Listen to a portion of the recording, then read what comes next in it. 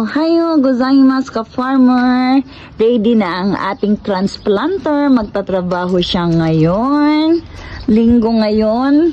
Una nating pagtatanim. Magta-transplanting tayo. Ito na yung bago nating planter. Nagawa ng Mitsubishi. Ayan. Meron na siyang pang-fertilize.